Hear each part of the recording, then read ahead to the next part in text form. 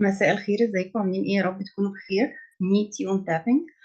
والنهارده هنشتغل تاني على اني مش بعرف استخدم الاي اف تي، مش بعرف ياخد منها نتيجه. مفيش مره واحده دخل في سبب، طلع في سبب وفكر ان انا مش عارفه استخدم الاي اف تي او مش عارفه اخد منها نتيجه. شوف الشعور ده شدته كام، ناخد مسؤوليتنا ونتابع مع بعض. برغم ان انا مش فاهمه التول اللي انا بستخدمها ومش عارفه اخد منها نتيجه، بحب نفسي تماما واقبلها بدون خوف. برغم ان انا مش عارفة ازاي بستخدم التول عشان اخد منها نتيجة، بحب نفسي تماما واقبلها بدون حدود. برغم ان انا مش عارفة ازاي بستخدم التول عشان اخد منها نتيجة، بحب نفسي تماما واقبلها بدون حدود. انا عندي تصور في عقلي عن استخدام التول عشان اخد منها نتيجة. مش عارفة ازاي استخدم التول عشان اخد منها نتيجة. انا مش عارفة ازاي استخدم التول علشان اخد منها نتيجة.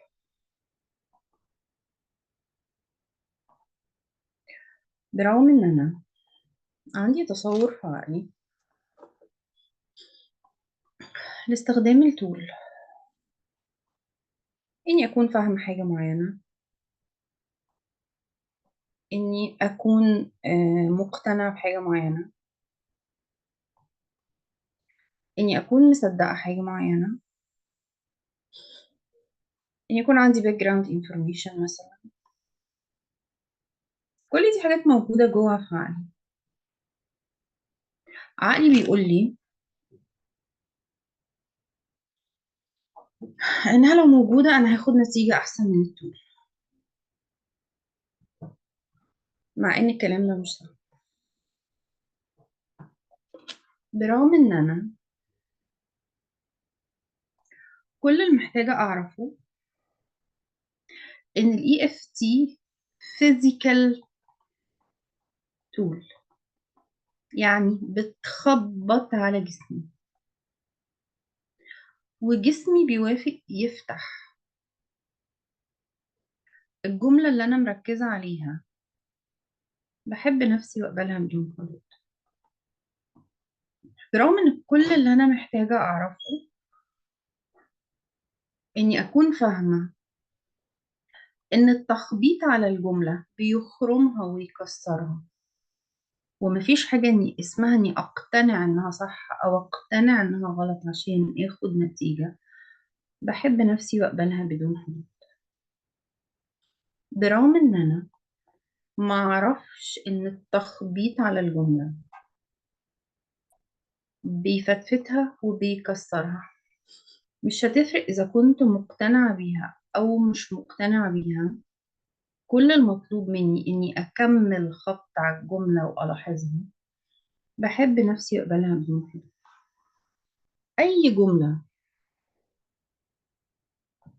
مهما كانت إيه هي، أنا مجرد ما بسمح لها تكون موجودة بقولها يعني، وأخبط عليها عشان أخرمها وبعدين أكسرها بالتدريج. طبيعي هتتكسر، مش مهم أنا أكون مصدقة. بحب نفسي تماما وأقبلها بدون حدود. برغم إن ال EFT بتشتغل عن طريق التابنج. أي جملة بسمح لها تكون موجودة وأفضل أخبط عليها كده. ممكن أكررها زي ما احنا بنعمل، وممكن ما أكررهاش، مش هتفرق. طول ما أنا بخبط على الجملة، حتى لو أنا مقتنعة بيها أو مش مقتنعة بيها، التخبيط ده، التابنج ده، التخبيط ده بيكسر الجملة لوحده. It's a separate effect. أنا حاطة الجملة وبخبط عليها، مش مهم رأيي. أنا حاطة الجملة وبخبط عليها، مش مهم رأيي. انا حاطه الجمله وبخبط عليها ومش مهم رايي. كل اللي محتاجه اعرفه عن التابنج هو اني بجيب جمله. الجمله دي مهما كانت قوتها او مهما كانت شدتها او مهما كان الاقتناع بيها، كل المطلوب مني ان انا زي ما بعمل دلوقتي كده، ان انا بفضل اخبط عليه. وطول ما انا بخبط على الجمله، حتى لو الجمله دي هي الفكره اللي بتقول اصلا انا ما عنديش موافقه، مش مهم يكون عندي موافقه. المهم اخبط على الجمله واشوف التخبيط على الجمله ده نتيجته ايه.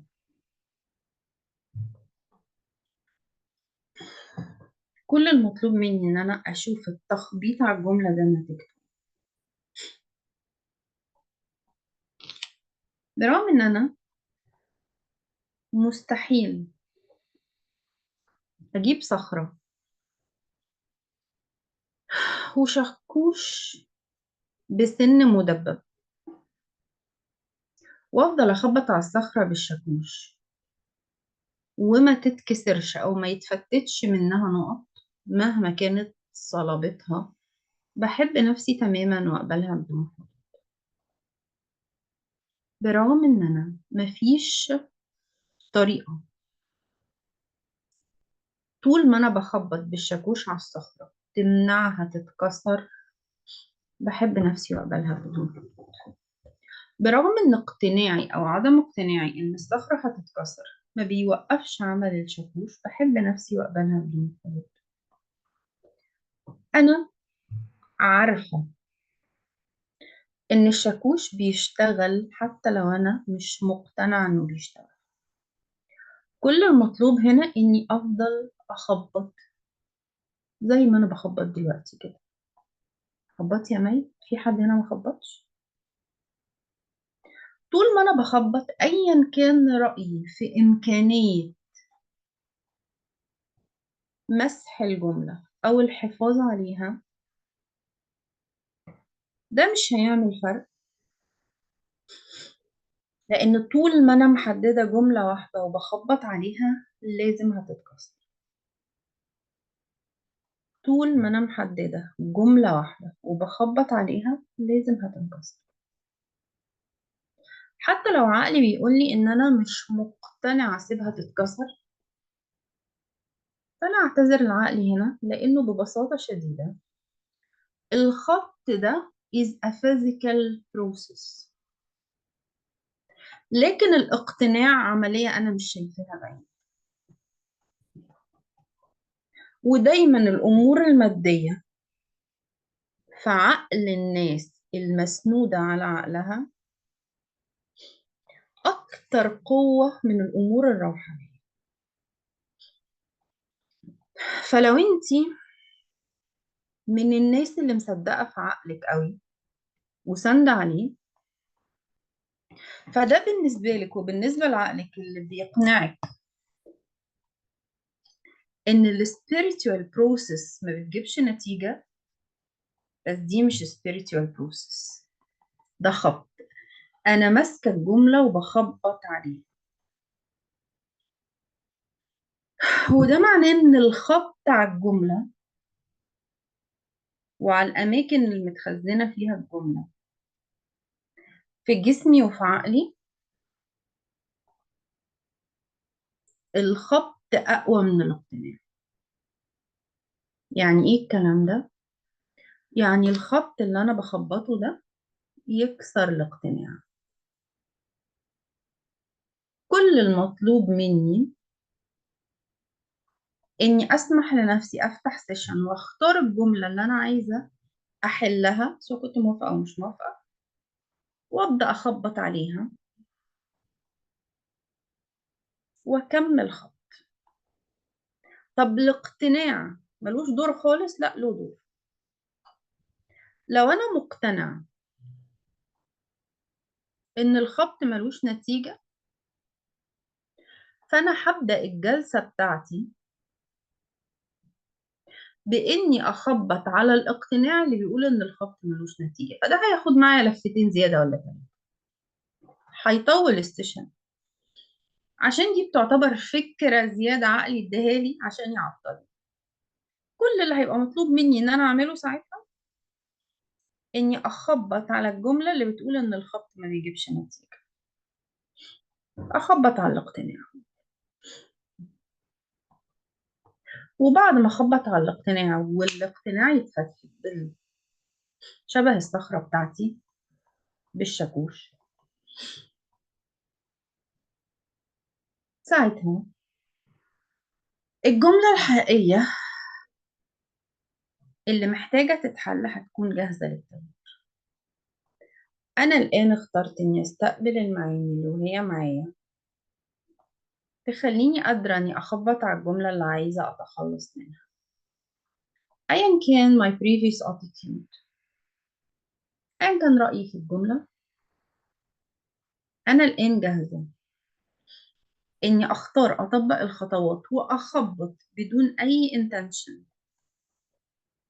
غير الانتنشن بتاع الاي اف تي نفسها. بختار أحب نفسي تماما وأقبلها بدون فرق. بتنفس مرة واحدة، بدخل في 7 خطوات، بطلع في 7 خطوات، وبشوف اللي بدأنا بيه إن أنا مش عارفة أستخدم التول، باقي منها كام، أكتر من 3 بعيد السيشن تاني، أقل من 3 بعيد السيشن بكرة صح.